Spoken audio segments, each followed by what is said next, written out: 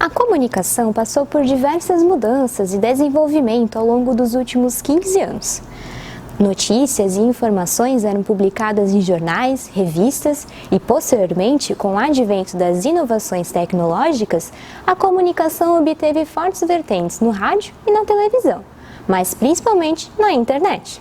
A partir da criação da imprensa no século XIV, as informações chegavam até nós de maneiras diferentes, por meio de rádio, televisão, comerciais, jornais impressos ou outdoors.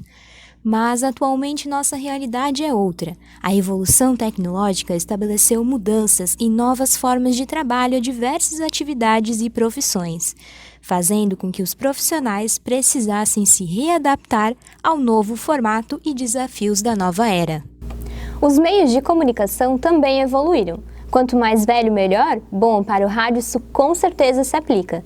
Há mais de 97 anos, as ondas sonoras do rádio fazem parte de nossas vidas. Em 1922, aconteceu a primeira transmissão radiofônica no Brasil. No Vale do Itajaí, a primeira transmissão de rádio aconteceu por meio da Rádio Clube Blumenau. O rádio é conhecido pela agilidade na comunicação. Afinal, quando algo acontece, o veículo é o primeiro a passar a informação para as pessoas.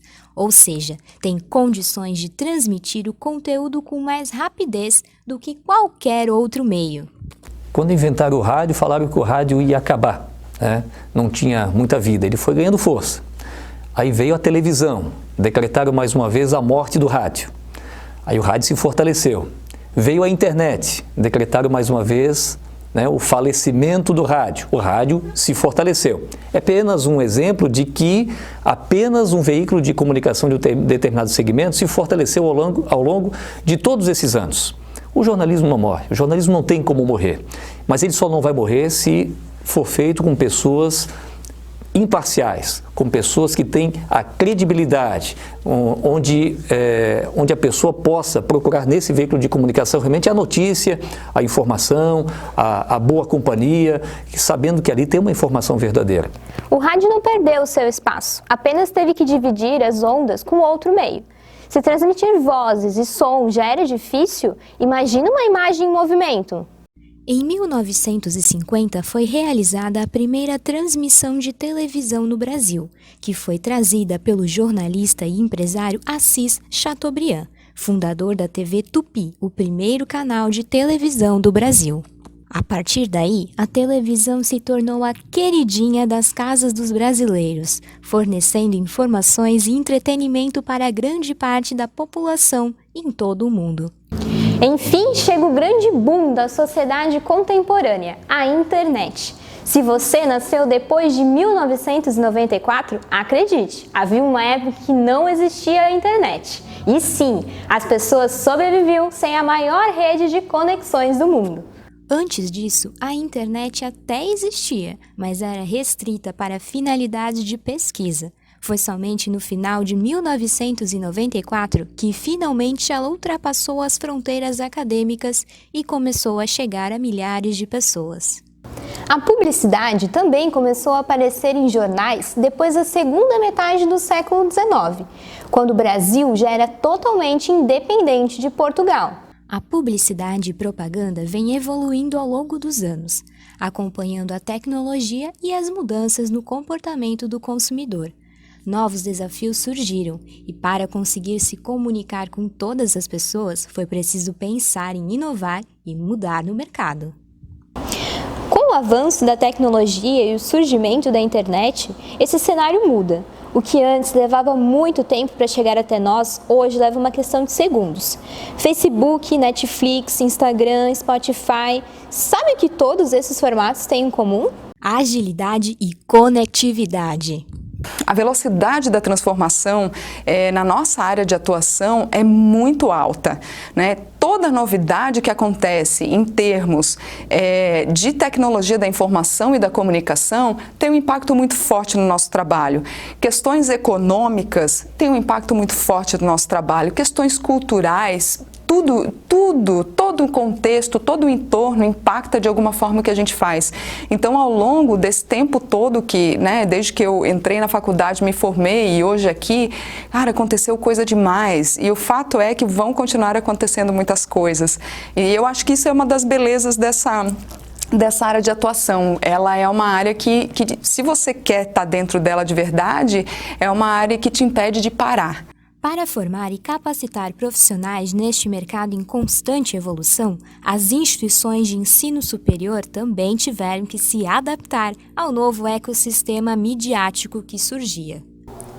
Em Blumenau, o primeiro curso de jornalismo foi criado em 2004, pelo então Instituto Blumenauense de Ensino Superior, o IBS, como a Unisociesc é carinhosamente chamada na cidade até hoje.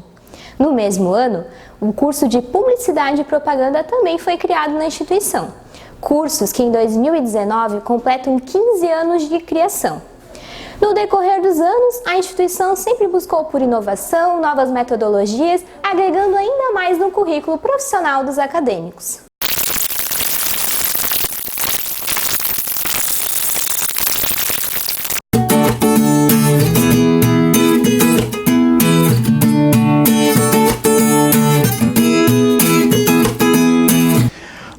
Nós tínhamos o colégio universitário, não é? O foco do colégio universitário era a preparação para o vestibular. A nossa vibração, a nossa alegria era ver os alunos entrando na faculdade. Aula domingo, sábado. A gente sempre foi um grupo de professores muito vibrante com o sucesso dos alunos. Tinha 3 salinhas vagas lá na Rua 15 e na Getúlio Vargas. Um dia, o professor Mengarda, eu e os outros sócios, disse: nós vamos montar uma faculdade. Assim, o espírito empreendedor do nosso grupo. Daí uns diziam assim: você está louco? Não sei o quê. Todo canto que eu conversava na cidade, as pessoas diziam assim: mas já tem a FURB, já tem isso, tem aquilo. Eu digo: mas e daí? Nós não precisamos ser os maiores, mas nós queremos ser os melhores. Algo que é muito importante para os profissionais de comunicação é vivenciar cada processo, aprender com cada detalhe. As instituições de ensino precisam estar atentas a isso, para que formem profissionais mais capacitados para o mercado. Durante a formação, os alunos de comunicação da Unisociesc, por exemplo, passam por diversos desafios e projetos que agregam o portfólio e a formação de profissionais mais competentes e preparados para enfrentar os obstáculos que o mercado de trabalho impõe. Na instituição, os trabalhos interdisciplinares chamam a atenção de todos. Entre esses projetos está o Festival Interdisciplinar de Comunicação, mais conhecido como ICOM. O evento acontece todos os anos e deriva das semanas acadêmicas tradicionais de todos os cursos. A gente já tinha, porque o ICOM ele deriva das semanas acadêmicas tradicionais, que todos os cursos têm suas semanas acadêmicas tradicionais.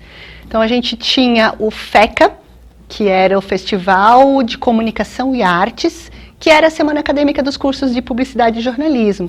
E surgiu uma ideia na época, não lembro se a coordenadora de curso era a professora Cristina ou a professora Ana Cláudia, eu acho que era a professora Cristina. Surgiu a ideia de a gente fazer os alunos organizarem esse festival. Então, a primeira turma em 2007 fez o planejamento, né, do que seria o festival, e a turma de 2008 executou a primeira edição. Nós, em conjunto com a turma, primeiro fizemos a sugestão de um evento que iria se chamar CIECOM, e daí que seria um congresso de iniciação científica e extensão na comunicação. Só que depois, pensando, reformulando no outro ano, esse CIECOM ele tornou uma outra cara, e daí a gente percebeu que a gente precisava envolver mais os alunos e que nós, os professores, tomamos as decisões por eles. Né? E daí eu disse assim: não, a gente está fazendo errado. São os alunos que precisam decidir, são os alunos que precisam saber no que eles querem se engajar. E daí nós levamos essa proposta, e do nome FECA, CIECOM, FICO, virou ICOM. a Faculdade Sociesc de Blumenau, ela cresceu muito rapidamente, né? Então a gente tinha uma situação, há pouquíssimo tempo atrás, altamente confortável, no sentido de a gente ter uma série de espaços disponíveis para a gente produzir muitas coisas. E isso facilitava muito o processo do evento, que acontece com zero verba, né? Então a gente tinha espaço, estrutura disponível para a gente trabalhar. E de repente, o prédio está cheio, as salas estão lotadas, muitos cursos novos, isso é maravilhoso. Só que para o evento, isso causou um certo impasse de como fazer o evento ser sustentável, né, fora daqui do espaço da faculdade. A gente faz coisas incríveis, a gente tem alunos sensacionais e a gente precisa mostrar.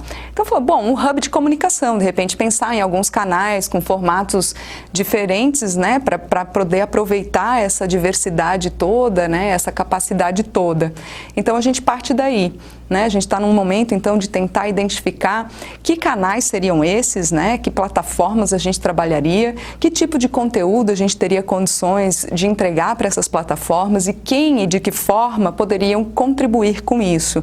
E em relação a públicos, então, a gente sempre pensa em 5 públicos fundamentais, que é o atual aluno, o egresso, os professores, o mercado e a comunidade. Isso a gente já pensava desde o ICOM, então isso se manteve. Só que a ideia agora, então, é nesse semestre projetar isso, tentar terminar o semestre com uma ideia do que poderia ser esse conjunto de canais de comunicação e do que eles estariam preenchidos em termos de conteúdo, para na sequência aproveitar a comemoração dos 15 anos e implementar isso, fazer isso começar a rodar, para que no outro semestre surja não um evento, mas uma série de eventos de vários formatos diferentes e que congreguem então todos esses públicos das mais diversas formas e de uma maneira constante. Outro projeto que faz sucesso entre os futuros profissionais é o A.Move, Mostra Ânima de Curta-Metragens. O projeto foi idealizado pela professora Marta Brode, em conjunto com os acadêmicos do 7º semestre de Comunicação Social, em 2017, quando ainda era chamado de Move. Eu fiz meu mestrado em cinema e eu sempre gostei muito de cinema, é a área que eu gosto de atuar, enfim. E aí eu acabei lecionando uma disciplina chamada Produção de TV, na época, né? E aí, para finalizar essa disciplina, a gente precisava aplicar uma atividade e eu pensei que seria muito legal se a gente fizesse um festival de curtas-metragens. Então, lá em 2016 ou 2017, eu fiz o projeto do .move, né? .move porque é a extensão de quando você salva um vídeo no teu computador, junto com o pessoal do 6º semestre de publicidade daquele ano. E a ideia era mais interagir os alunos do curso e os alunos da instituição para que eles produzissem curtas-metragens a partir do que eles aprenderam na sala de aula, né? Então foi uma edição pequena, interna, assim, foi uma primeira experiência e foi muito legal, assim, eu pude aprender bastante, né, com o que a gente errou e também com o que a gente acertou. E aí nessa segunda edição do A.Move foi quando a gente reuniu ele de fato num projeto interdisciplinar, a gente está tentando institucionalizá-lo, né, deixar ele como um projeto da universidade, da instituição mesmo. E aí foi quando a gente remodelou ele. Então ele ficou A.Move, A de Ânima, né, por conta da rede Ânima. E a proposta é a mesma, é fazer com que os alunos produzam um curta-metragem. Cada ano é um tema diferente, né, a gente escolhe temas diferentes. E aí esse ano a gente abriu também as inscrições para... Esse ano não, perdão, no ano passado, a gente abriu as inscrições para as instituições de fora, aqui da região.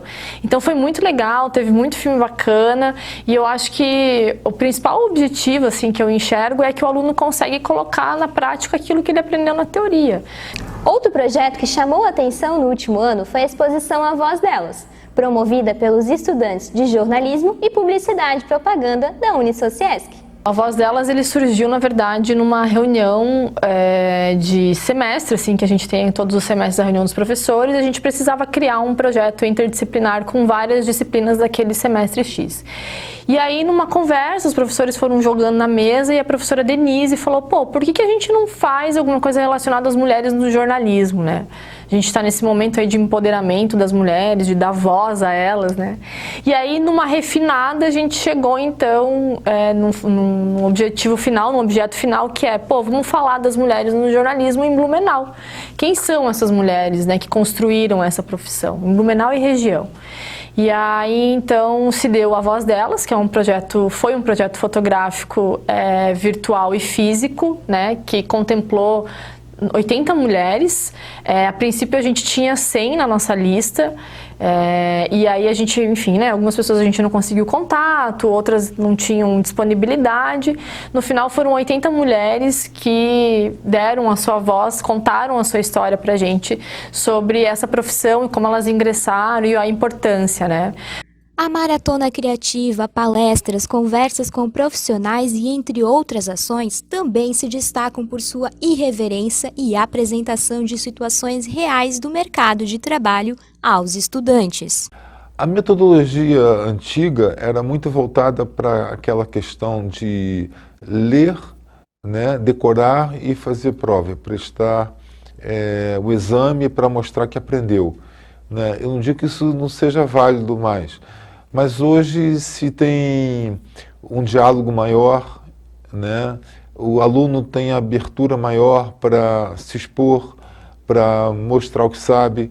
As metodologias novas, elas visam muito explorar o potencial de cada um. Esse é o objetivo, né? Explorar o potencial de cada um. Porque cada aluno na sala é uma pessoa totalmente diferente da outra. Um aprende muito ouvindo, outro aprende muito vendo e o outro lendo, talvez, né? Então, as novas metodologias, elas visam dar essa abertura, fazer com que cada aluno se desenvolva dentro do seu potencial, né? Não vamos querer que todo mundo seja um Einstein, por exemplo, na área de ciências, né? Mas nem só de Einstein vive a ciência, vive de todos os outros que contribuíram com algum trabalho, né? Então, essa metodologia nova tem esse tipo de preocupação.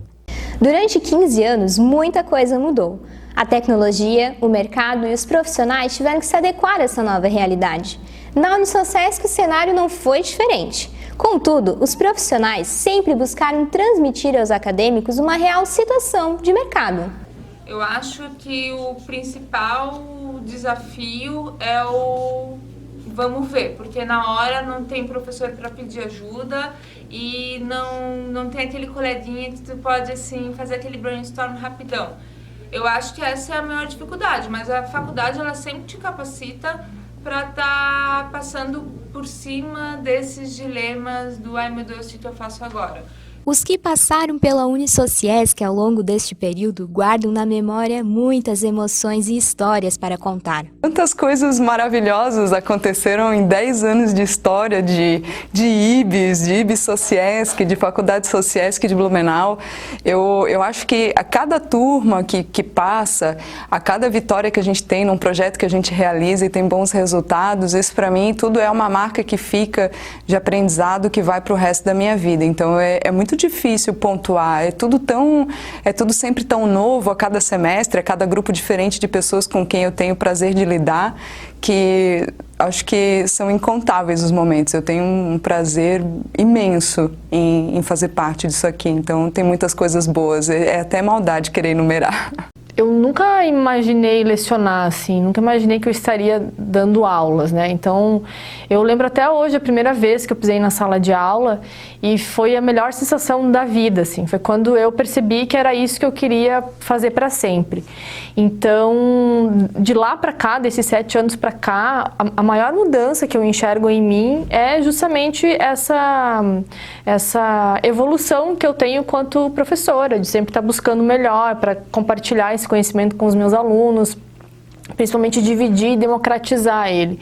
Então essa evolução quanto profissional que a profissão de professora nos permite é muito legal, assim, porque aí tu consegue ver o reflexo disso também nos seus alunos quando eles apresentam um trabalho, quando eles estão no mercado de trabalho ou quando eles conseguem captar o conteúdo em sala de aula e apresentam coisas geniais, assim. Então acho que essa evolução é o mais importante. Foram diversos fatos, mas eu acho que uma coisa recente que me marcou bastante foi poder ter trabalhado na agência interna. A gente teve uma agência interna que atendia todas as campanhas de vestibular de toda a rede Unisociesc. A gente teve essa agência por 4 anos e meio. Então passaram várias pessoas fazendo estágio ali, várias mudaram de vida, conseguiram um emprego por conta disso. Isso me satisfaz bastante. O que mais a gente aprende, né, principalmente com as novas gerações, por exemplo, eu sou de uma geração muito mais antiga que a de vocês, né, é atualização. A gente fica ligado no mundo, vê novos valores, novas ideias, e isso as novas gerações vão sucessivamente trazendo. Então, a grande vantagem do professor é estar em contato com essas novas ideias, novas gerações, né? E parece que a gente rejuvenesce assim, né? Se eu for um professor que está sempre em contato com a geração, for comparado com um outro colega dele que não é professor, é da mesma idade e trabalha na mesma área, talvez, né? Ele vai ver que ele tem um espírito, acho que muito mais aberto, né? Porque os alunos fazem o professor pensar, né? Se engana muito aquele professor que acha que vai chegar na sala e vai dar um banho de cultura para os alunos. Nossa, o que a gente aprende com os alunos passa a ver o mundo de outra forma. Olha, eu não consigo dizer um momento que marcou, mas eu consigo dizer vários momentos que marcam, porque para mim, todo momento que eu estou lá, estou na coordenação desde 2010, então todo momento que eu estou numa colação de grau, para mim ver os alunos descendo a rampa ou ver eles serem chamados e cada um sendo colado o grau, para mim cada um é um momento especial.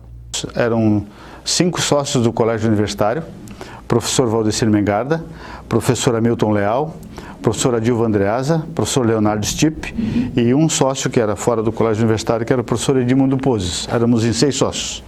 Então, se em algum momento, inclusive, eu mencionar a palavra na primeira pessoa, nunca é a primeira pessoa, sempre somos nós. Era um grupo de sócios e estendendo, ampliando, o nós eram todos os professores, os funcionários, porque eles encarnaram um projeto vencedor, que foi o IBS, não é?